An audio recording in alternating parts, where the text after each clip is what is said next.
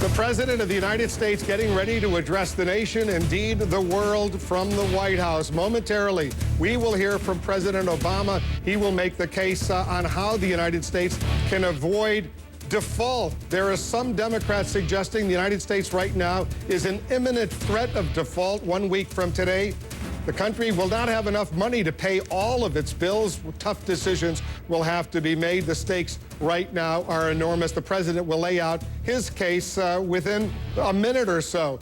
2 minutes after the president finishes what's expected to be about a 15-minute speech to the nation. 2 minutes after that, we will hear a separate speech from the House Speaker, John Boehner. He's up on Capitol Hill. He will make his case why the president right now is wrong, why the Republicans are right. Both of them presumably will say the stakes for the United States are enormous right now, and the country must do everything possible to avoid default. They've been negotiating publicly and privately now for weeks and weeks and weeks. And unfortunately for the country, indeed for much of the world, unfortunately, the negotiations collapsed over the past few days. Still possible they might be able to work out a deal. The stakes are enormous. You see the president walking up to the microphone. Let's listen. Good evening.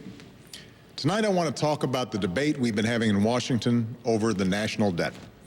A debate that directly affects the lives of all Americans. For the last decade, we've spent more money than we take in. In the year 2000, the government had a budget surplus. But instead of using it to pay off our debt, the money was spent on trillions of dollars in new tax cuts, while 2 wars and an expensive prescription drug program were simply added to our nation's credit card. As a result, the deficit was on track to top $1 trillion the year I took office. To make matters worse, the recession meant that there was less money coming in, and it required us to spend even more on tax cuts for middle-class families to spur the economy, on unemployment insurance, on aid to states so we could prevent more teachers and firefighters and police officers from being laid off. These emergency steps also added to the deficit. Now, every family knows a little credit card debt is manageable. But if we stay on the current path, our growing debt could cost us jobs and do serious damage to the economy. More of our tax dollars will go toward paying off the interest on our loans. Businesses will be less likely to open up shop and hire workers in a country that can't balance its books. Interest rates could climb for everyone who borrows money. The homeowner with a mortgage, the student with a college loan, the corner store that wants to expand. And we won't have enough money to make job-creating investments in things like education and infrastructure, or pay for vital programs like Medicare and Medicaid. Because neither party is blameless for the decisions that led to this problem, both parties have a responsibility to solve it. And over the last several months, that's what we've been trying to do. I won't bore you with the details of every plan or proposal, but basically the debate has centered around 2 different approaches. The first approach says, let's live within our means by making serious, historic cuts in government spending. Let's cut domestic spending to the lowest level it's been since Dwight Eisenhower was president. Let's cut defense spending at the Pentagon by hundreds of billions of dollars. Let's cut out waste and fraud in healthcare programs like Medicare. And at the same time, let's make modest adjustments so that Medicare is still there for future generations. Finally, let's ask the wealthiest Americans and biggest corporations to give up some of their breaks in the tax code and special deductions. This balanced approach asks everyone to give a little without requiring anyone to sacrifice too much. It would reduce the deficit by around $4 trillion and put us on a path to pay down our debt. And the cuts wouldn't happen so abruptly that they'd be a drag on our economy, or prevent us from helping small businesses and middle-class families get back on their feet right now. This approach is also bipartisan. While many in my own party aren't happy with the painful cuts it makes, enough will be willing to accept them if the burden is fairly shared. While Republicans might like to see deeper cuts and no revenue at all, there are many in the Senate who have said, yes, I'm willing to put politics aside and consider this approach because I care about solving the problem. And to his credit, this is the kind of approach the Republican Speaker of the House, John Boehner, was working on with me over the last several weeks.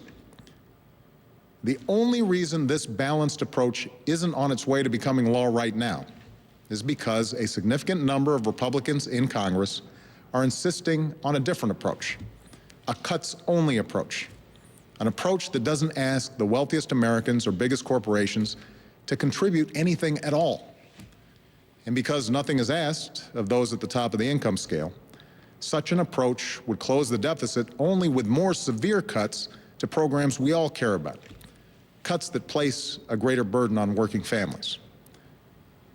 So, the debate right now isn't about whether we need to make tough choices. Democrats and Republicans agree on the amount of deficit reduction we need. The debate is about how it should be done. Most Americans, regardless of political party, don't understand how we can ask a senior citizen to pay more for her Medicare before we ask a corporate jet owner or the oil companies to give up tax breaks that other companies don't get. How can we ask a student to pay more for college before we ask hedge fund managers to stop paying taxes at a lower rate than their secretaries? How can we slash funding for education and clean energy before we ask people like me to give up tax breaks we don't need and didn't ask for? That's not right. It's not fair. We all want a government that lives within its means, but there are still things we need to pay for as a country. Things like new roads and bridges, weather satellites and food inspection, services to veterans, and medical research. And keep in mind that under a balanced approach, the 98% of Americans who make under $250,000 would see no tax increases at all. None. In fact, I want to extend the payroll tax cut for working families. What we're talking about under a balanced approach is asking Americans whose incomes have gone up the most over the last decade, millionaires and billionaires, to share in the sacrifice everyone else has to make. And I think these patriotic Americans are willing to pitch in. In fact, over the last few decades, they've pitched in every time we passed a bipartisan deal to reduce the deficit. The first time a deal was passed, a predecessor of mine made the case for a balanced approach by saying this: would you rather reduce deficits and interest rates by raising revenue from those who are not now paying their fair share, or would you rather accept larger budget deficits, higher interest rates, and higher unemployment? And I think I know your answer. Those words were spoken by Ronald Reagan. But today, many Republicans in the House refuse to consider this kind of balanced approach, an approach that was pursued not only by President Reagan, but by the first President Bush, by President Clinton, by myself, and by many Democrats and Republicans in the United States Senate. So, we're left with a stalemate. Now, what makes today's stalemate so dangerous is that it has been tied to something known as the debt ceiling, a term that most people outside of Washington have probably never heard of before. Understand, raising the debt ceiling does not allow Congress to spend more money. It simply gives our country the ability to pay the bills that Congress has already racked up. In the past, raising the debt ceiling was routine. Since the 1950s, Congress has always passed it, and every president has signed it. President Reagan did it 18 times. George W. Bush did it 7 times. And we have to do it by next Tuesday, August 2nd, or else we won't be able to pay all of our bills. Unfortunately, for the past several weeks, Republican House members have essentially said that the only way they'll vote to prevent America's first ever default is if the rest of us agree to their deep spending cuts only approach. If that happens and we default, we would not have enough money to pay all of our bills. Bills that include monthly Social Security checks, veterans benefits, and the government contracts we've signed with thousands of businesses. For the first time in history, our country's AAA credit rating would be downgraded, leaving investors around the world to wonder whether the United States is still a good bet. Interest rates would skyrocket on credit cards, on mortgages, and on car loans, which amounts to a huge tax hike on the American people. We would risk sparking a deep economic crisis, this one caused almost entirely by Washington. So defaulting on our obligations is a reckless and irresponsible outcome to this debate. And Republican leaders say that they agree we must avoid default. But the new approach that Speaker Boehner unveiled today, which would temporarily extend the debt ceiling in exchange for spending cuts, would force us to once again face the threat of default just 6 months from now. In other words, it doesn't solve the problem. First of all, a 6-month extension of the debt ceiling might not be enough to avoid a credit downgrade and the higher interest rates that all Americans would have to pay as a result. We know what we have to do to reduce our deficits. There's no point in putting the economy at risk by kicking the can further down the road. But there's an even greater danger to this approach. Based on what we've seen these past few weeks, we know what to expect 6 months from now. The House of Representatives will once again refuse to prevent default unless the rest of us accept their cuts-only approach. Again, they will refuse to ask the wealthiest Americans to give up their tax cuts or deductions.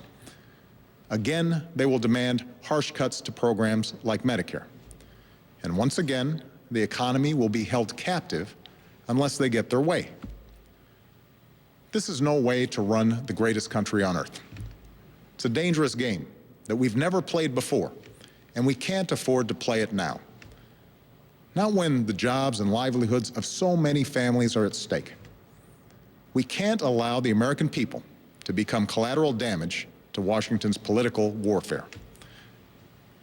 And Congress now has 1 week left to act, and there's still paths forward. The Senate has introduced a plan to avoid default, which makes a down payment on deficit reduction and ensures that we don't have to go through this again in 6 months.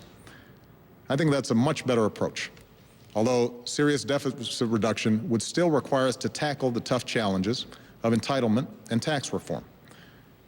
Either way, I've told leaders of both parties that they must come up with a fair compromise in the next few days that can pass both houses of Congress, and a compromise that I can sign. I'm confident we can reach this compromise.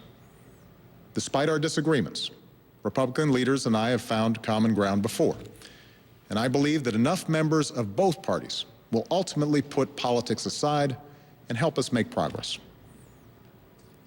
Now, I realize that a lot of the new members of Congress and I don't see eye to eye on many issues, but we were each elected by some of the same Americans for some of the same reasons. Yes, many want government to start living within its means, and many are fed up with a system in which the deck seems stacked against middle-class Americans in favor of the wealthiest few. But do you know what people are fed up with most of all? They're fed up with a town where compromise has become a dirty word. They work all day long, many of them scraping by, just to put food on the table. And when these Americans come home at night, bone-tired, and turn on the news, all they see is the same partisan three-ring circus here in Washington. They see leaders who can't seem to come together and do what it takes to make life just a little bit better for ordinary Americans. They're offended by that, and they should be. The American people may have voted for divided government, but they didn't vote for a dysfunctional government. So I'm asking you all to make your voice heard. If you want a balanced approach to reducing the deficit, let your member of Congress know. If you believe we can solve this problem through compromise, send that message. America, after all, has always been a grand experiment in compromise. As a democracy made up of every race and religion, where every belief and point of view is welcomed, we have put to the test time and again the proposition at the heart of our founding, that out of many, we are one. We've engaged in fierce and passionate debates about the issues of the day. But from slavery to war, from civil liberties to questions of economic justice, we have tried to live by the words that Jefferson once wrote. Every man cannot have his way in all things. Without this mutual disposition, we are disjointed individuals, but not a society. History is scattered with the stories of those who held fast to rigid ideologies and refused to listen to those who disagreed. But those are not the Americans we remember. We remember the Americans who put country above self and set personal grievances aside for the greater good. We remember the Americans who held this country together during its most difficult hours, who put aside pride and party to form a more perfect union. That's who we remember. That's who we need to be right now. The entire world is watching. So let's seize this moment to show why the United States of America is still the greatest nation on earth. Not just because we can still keep our word and meet our obligations, but because we can still come together as one nation. Thank you. God bless you. And may God bless the United States of America.